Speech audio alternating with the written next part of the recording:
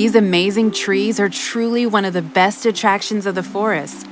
For some animals, they're a shelter. For some others, they're the source of daily food. Without trees, there's no life in the forest.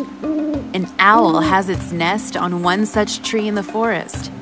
A crow flies over the tree with a couple of fish in its beak, and accidentally, one fish slips from its beak and falls in the owl's nest.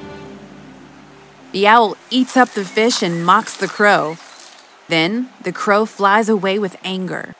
Later, the owl observes a woodpecker pecking on the tree clown. Then, an amazed owl asks the woodpecker, "Hey birdie, you have a wonderful beak. Why spoil it by pecking on the tree?" "I'm not spoiling my beak. This is how I search for food and build my house." "Oh, for you." After a little while, the woodpecker finds some insects under the bark of the tree. While he eats the insects, some of them fall down into the owl's nest.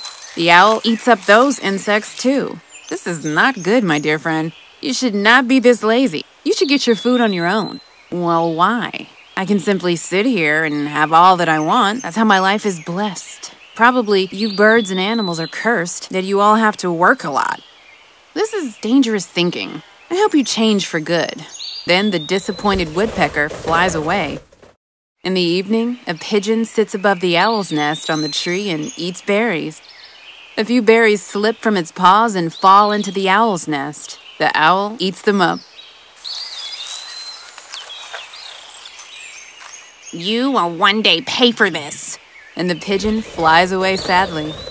In the night, the owl sleeps tightly in its nest. A winter night and snowflakes fall on the nest to make a hole in it, but the lazy owl doesn't observe it and curses the night. "Why is it so cold today?" Slowly, the snowflakes start entering the nest. Then the woodpecker observes it from his home.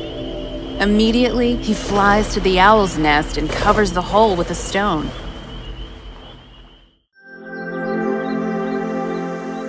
Then the owl wakes and asks, "Hey, why are you here? You didn't notice this, did you? You were so lazy to get up from your sleep, weren't you? This could have killed you. Do you now realize how dangerous your laziness can be?" The owl feels ashamed. "I'm sorry, Don't worry, you don't have to be ashamed of yourself. Promise me that you'll work hard from now on." Then the owl promises it to the woodpecker.